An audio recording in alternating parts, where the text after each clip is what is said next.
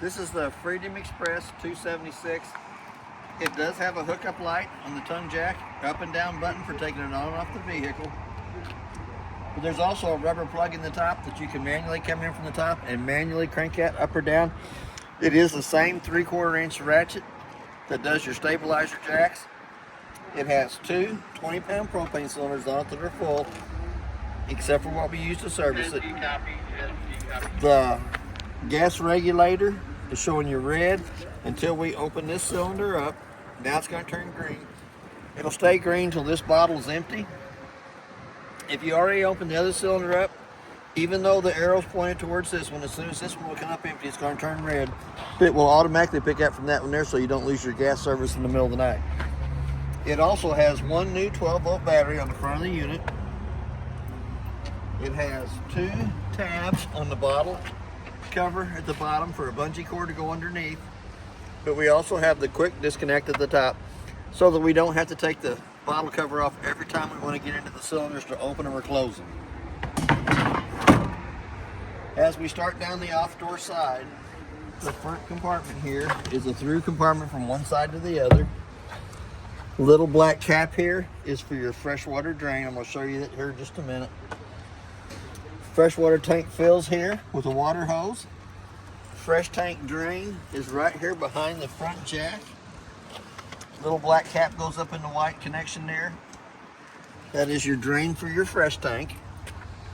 Got a pretty good sized compartment next that goes underneath the master bed. That is a pretty good sized compartment too. It is. And then we're going to come back to our dump station. The 3-inch valve in the front is the toilet water. The 2-inch gray valve in the back is the bathroom sink and shower. We got one more connection in the back. This for the kitchen sink drain. It has its own little handle on it. Here again, the tires. Lug nuts on the tires are torqued at 100 foot-pounds. Tire pressure is 65 pounds on the side of the tires cold. They also look like at one time they had the nitro fill in them, so the green cap, but the back one already has a black cap in it, so I'm not going to say it's 100% nitro filled on the tires. We do have a park cable hook up here in the back that you can hook to at a park that has cable, or at your house where you have your cable, and you'll have the same cable at your house or park on your TV on the inside. It has a 30-amp power cord, comes on, makes a quarter of a turn. Does have an outside shower on this back corner over here that gives you hot and cold running water to the back side of the unit. Cord on that is about 30 foot long. It's plugged into the building over here on the side. Does have a ladder for going up and checking the roof. It's just my theory, but the roof is the life expectancy of the trailer.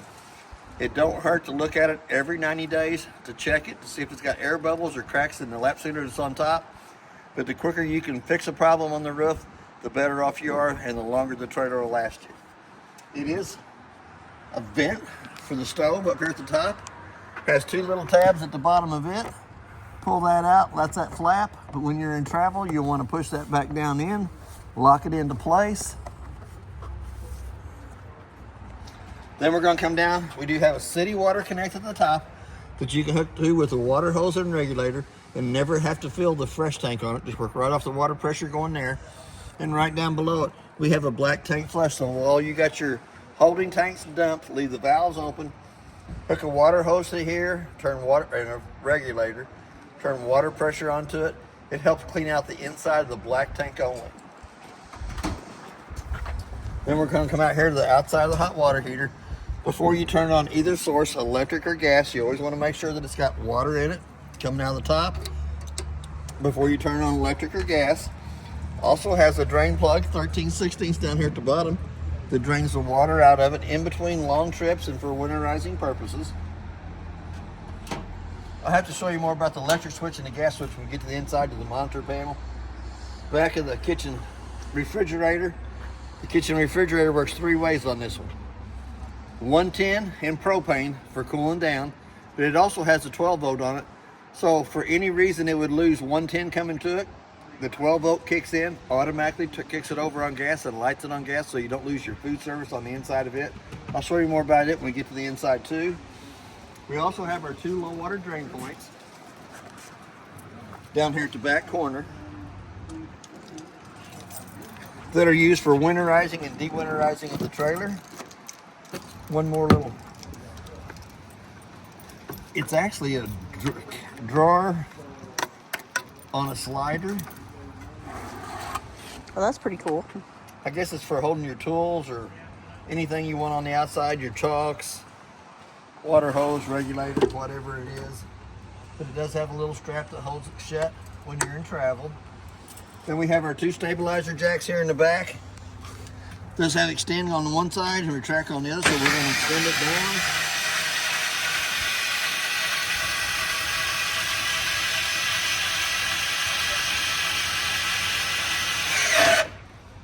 Now they are just stabilizer jacks. They will not level from side to side.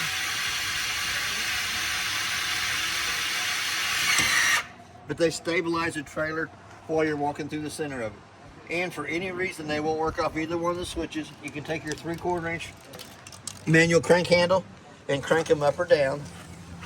So we're going to slide right past the front door for a minute. We're going to come up. It does have 2 outside speakers. I'll show you more about that when we get on the stereo. It does have an outside furnace connection. It's already got a mud diaper screen over the outside of it. We also have a park cable hookup that works off the park cable or antenna, and a 110 plug-in to plug it into. So if you wanted to watch the ball game underneath the canopy. I did skip right past something. I'm going to go right back to it. Little hole in the radius metal on this side. There is a 3/4 inch nut coming out of the frame that will manually crank that living room slide in or out. For any reason it won't work off the switch, there is a manual way that you can crank that slide room in or out. We're going to come up to the bedroom door. Accesses you into the bedroom. If you don't want to run the slide out in the living room, you also have your slide switch up here on the wall. But it's pretty easy. The steps fold out. Instead of grabbing the steps on the inside and scraping your knuckles off, come to the right or left side of it. Steps fold out. We got easy access into the bedroom. There is a door holder on the back of that to keep the door open. Here again, we got the second set of jacks that we can run down real quick. This kind of helps stabilize the trailer while we're walking through the center of it.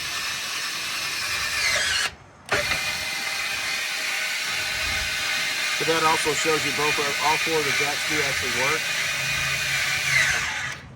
Then there's also a charging point for a solar panel. If you bought the solar panel, it sits up beside the unit, hooks into a 2-prong in connection in here, and will recharge the battery on front of the unit only. Here is that always talked about 3/4 inch socket that does the stabilizer jacks, does your living room slide, and will also come through the center of the tongue jack and manually crank it up or down. If for any reason it won't work off the switch, there is a light in here for the compartment, and then a flip switch on the side that actually turns your LED lights on the front cap of the unit on. Now we're going to go back to the inside. Here, just like the other one, does have a handle. You can grab a hold in the center, pulls the steps out. You don't want to have your hand in the center, so you want to come to one side or the other. See, ain't much room for your hand in between there. It will scrape your knuckles off. So we're going to open up the door. Does have a door holder on this door too to hold it back out of the way. We're going to do that. As we come in, we do have a working fire extinguisher on the left-hand side. We're going to come up here to the top. It does have 2 switches here. The white one does the slide room, so we're going to run it out, which gives us a lot more room in the living and kitchen area. It's always good to make sure that there's nobody parked up along the side of it or a tree at the campsite that the slide room is going to hit.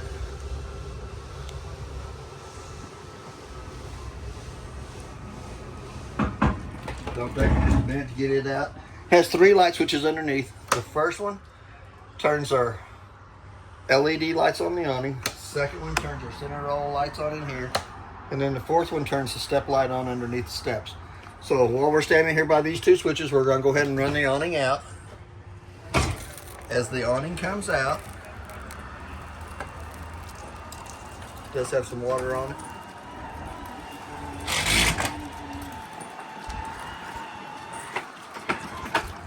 Each one of the arms does have a pinch point that you can pull down against, tighten up the black knob to put the pitch of the ring coming off the back corner or the front corner, either way you wanted to go with it.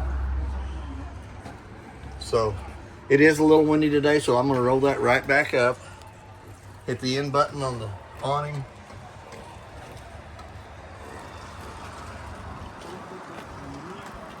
That is one of the most expensive parts you'll put on the unit. For any reason you leave it out, the wind catches it.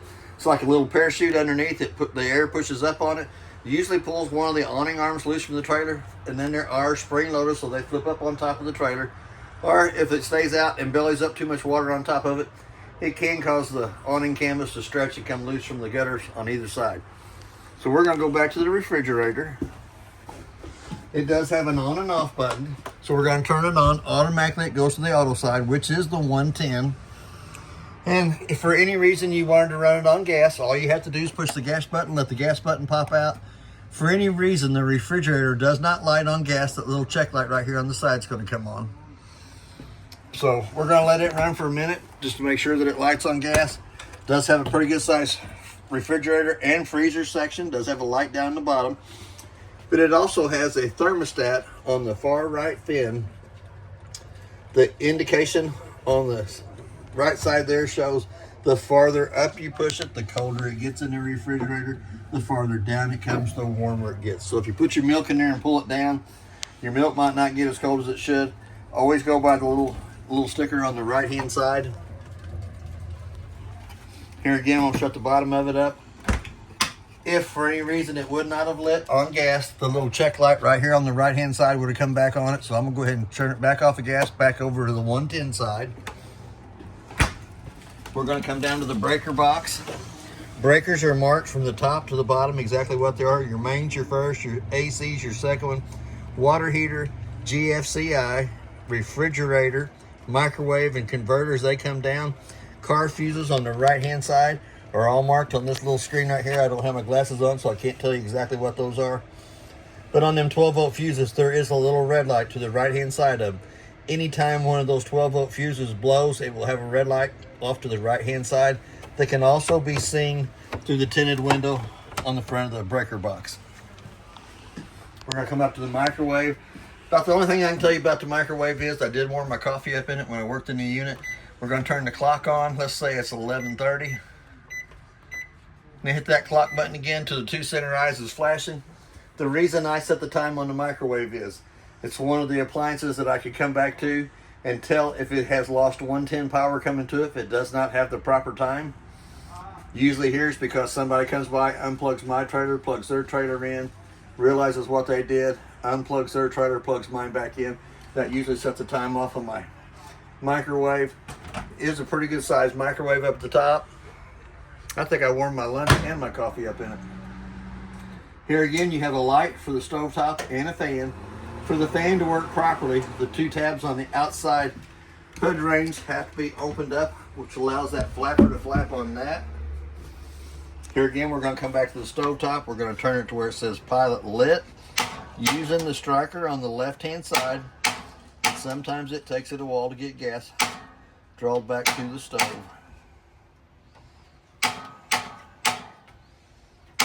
There we go. We're going to let that run for just about a minute.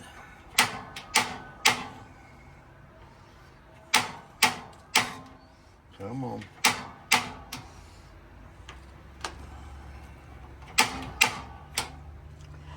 Let them burn for just about a minute, then you can let go of the button.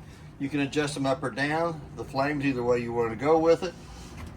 So we're going to turn that right back off. We're going to go over to the pilot for the oven. And it's going to turn it where it says pilot on, hold down. Let me get my lighter out because this is not a Sparkomatic on the bottom down here. We recommend you use a long lighter. Long lighter match.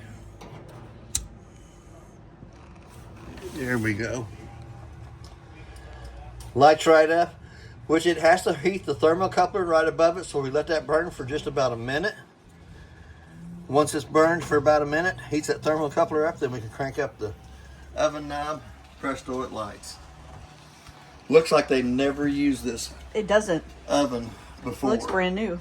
A lot of people scared of that gas propane. There's nothing really to worry about.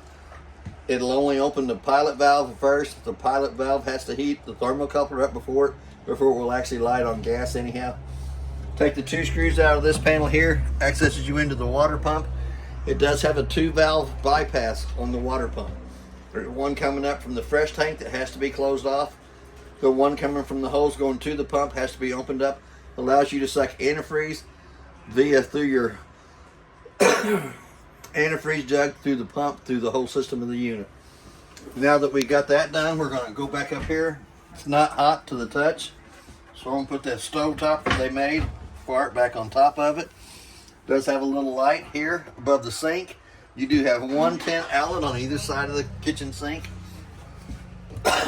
Here again, you got your hot water on the left side, your cold water's on the right side. We do have stoppers in both sides. Pretty good sized cabinet space up above. Oh yeah. A lot of little snacks can be put in there. Little drawer for the silverware and stuff, scrub brushes. We're going to go all the way down here in the bottom. If you take the 2 screws out of the 2 panels down here at the bottom, we'll access you into the back of the hot water heater. There is 3 valves on the back of the hot water heater. There's one at the top and one at the bottom. The one at the bottom lets cold water come in. The one at the top lets hot water come out. The one between them gets turned off. That way you don't get hot and cold water at the same time. But it is for your winterizing purposes. Once you get ready to winterize it, you'll shut the one at the bottom off and the one at the top off. Then you open the one in the center so that it actually makes a loop at the back of the hot water heater for your winterizing purposes. Here again, we have another 110 outlet to the right of the kitchen sink. Pretty good sized little cabinet up here at the top. More little goodies, snacks. Now we're going to go into the main drawer. There is 2 sets of keys for the trailer. One purple key does the front door lock and deadbolt. The other purple key does the main door lock and deadbolt. Then you have a 751 key on each one of the key rings that does your outside compartments and your outside shower. 2 remotes. The little one does the stereo, so we'll turn it on. There we go. Now the stereo will play a DVD between the stereo and the TV. So I'm going to turn that back off because I don't want to talk over it. But when you put your DVD in the stereo slot, you have to go back to your TV and change your source button to the 3 little wires, the S cable, red, white, and yellow. And then it will play a DVD between the stereo and TV. You have to use the remote for the stereo to control the DVD. And then your bigger remote does your TV.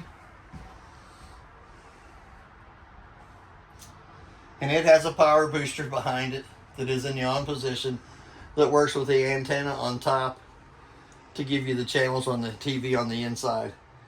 And if I'm not mistaken, that's the last channel. It's probably 80 miles away from here. Yep, that is the last channel. But that's not too bad a picture. Working off the antenna on top and the booster in behind the TV. There is a strap to hold the TV in place during travel. I always got to watch a little TV while I'm doing them. But there is a place in the master bedroom for a TV, and there is a place on the outside of the unit for a TV that all work off the antenna on top and the booster behind the TV here. So here we're going to go back. You do have a 110 outlet, left side of the kitchen or right side of the kitchen table. Light has a switch with a button that turns it on. We have a 110 outlet to the left side of the kitchen table and a USB port. Tabletop folds down between the 2 benches using the 2 back cushions to go across the top of the table for a smaller bedded area there. We do have a light switch on the front of the light here that turns the light above the kitchen table on. Does have a fire escape window. Pull this out, slide that over, slide the screen back. For any reason you can't make it to the front door, there is a way to get out the window by the table. Pretty good sized cabinet space up above. Cards, word games, more snacks. It'd always be full of snacks, as good as mine. Same here. Does have a storage underneath each one of the benches.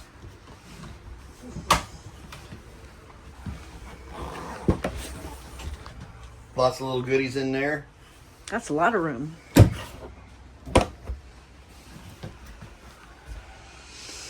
Here again, we're getting close to the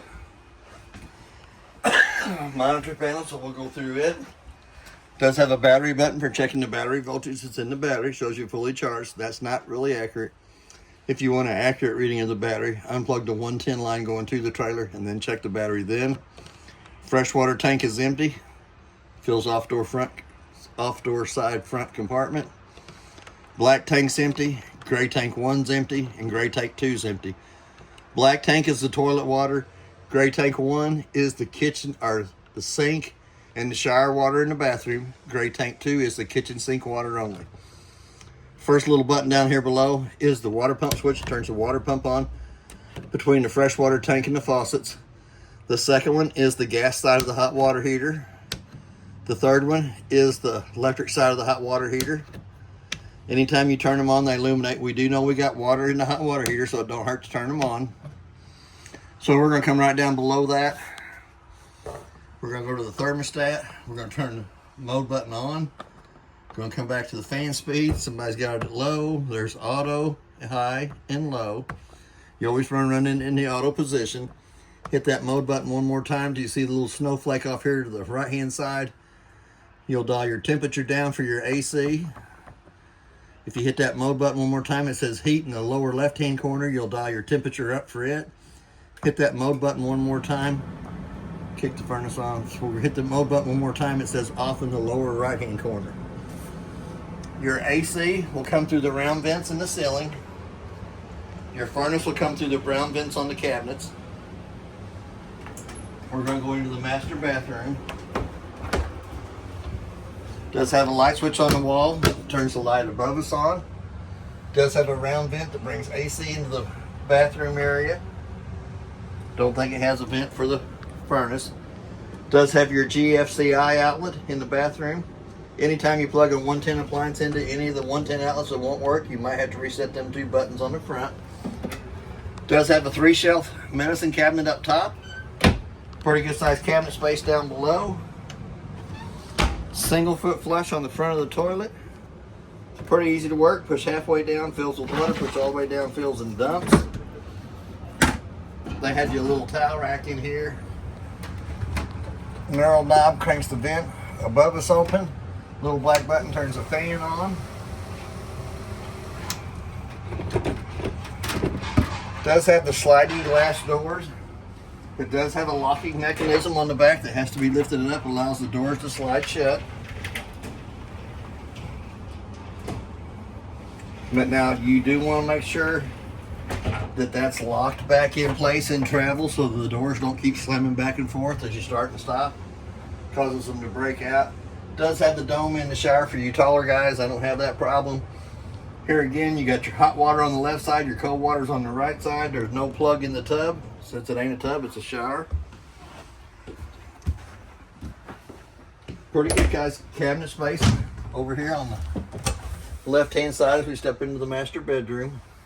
Before I go too far away from it, we do have a smoke detector in the ceiling.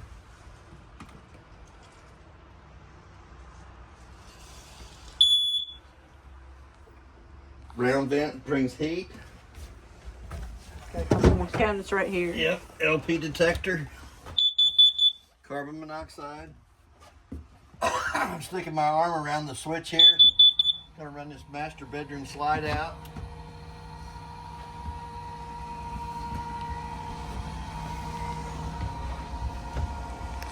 See if I can get around the corner here. There's your switch.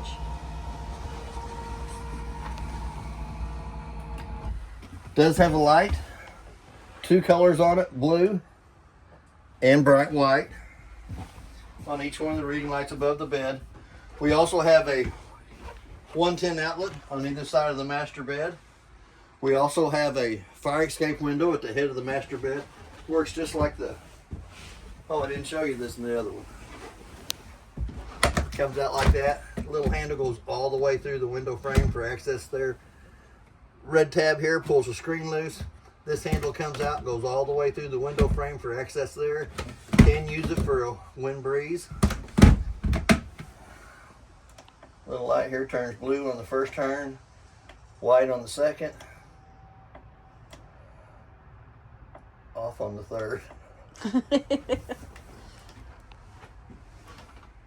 Set off on the third. Pretty good sized cabinet space up above there, more pillows and blankets. Snacks. Snacks. I gotta have my snacks. Here again, got pretty good sized closet space all the way across the front. Lots of closet space. Lots of closet space in this one. Couple shelves on that side there. Or you can take the shelf down and use it for a closet. It still has a closet at the top. Pretty good sized cabinet here. Extra pillows and blankets. There is a place for a TV here with the TV antenna booster, coax cable hookup, a 110 out to plug the TV into. More shelves down here at the bottom. There's even a place for your shoes. Even a place for your shoes, and also has a brown vent that brings heat into the master bedroom. The lights above us have to be turned on by hand. Does have the 2 speakers that works off the stereo in the living room, kitchen area. Does have a pretty good sized storage shelf underneath here. You could hide a few bodies in there if you wanted to. Also has a brand new mattress. The old customers didn't want the new mattress in their new one. They wanted their old one took out of their old trailer, put into their new unit, which gives you guys a new mattress inside of here. Does have another vent in the ceiling. No fan, but it does have a vent. If you wanted to open it up and look at the stars at night. Does have a privacy sliding door that slides across the master bedroom between the living room, kitchen area, and the master bedroom. You do have an access to the outside here if you wanted that. Round vent in the ceiling brings AC into the master bedroom. That is basically everything on your unit. If you have any questions, I'll try to answer them the best that I can, and thank you for your time.